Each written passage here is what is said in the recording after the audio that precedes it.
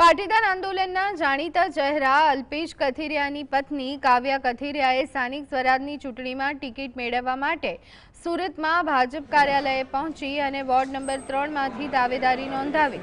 કાવ્યા કથિરિયા અગાઉ કનકપુર કણસાડ નગરપાલિકામાં ઉપપ્રમુખ તરીકેની જવાબદારી સંભાળી ચૂક્યા છે। દાવેદારી નોંધાવતા તેમણે કહ્યું, પાર્ટી ટિકિટ આપશે તો લોકોના પ્રશ્નની વાચા બનીશ। સૌપ્રથમ ટ્રાફિક સમસ્યા અને રોડ પરના અનધિકૃત દબાણો દૂર કરવા સહિત અનેક વિકાસ કાર્ય કરીશ। જ્યારે સુરતમાં પાટીદાર ગઢમાં આમ આદમી પાર્ટી પણ જીતના દાવા કરતા કાવ્યા કથિરિયાએ આપ પર પ્રહાર કરતા જણાવ્યું કે આપ પાર્ટી પાસે ચૂંટણી લડવાનું કોઈ વિઝન નથી। તેઓ લોકોમાં માત્ર અને માત્ર ભ્રમ ફેલાવે છે।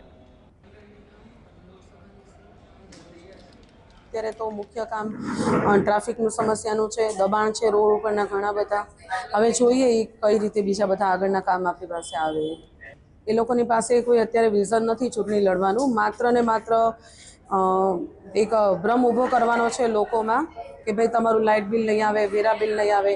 એટલે એ લોકો આવી રીતે ખોટું બોલીને કરે છે તો એ લોકોનું કંઈ કામ નથી આવવાનું।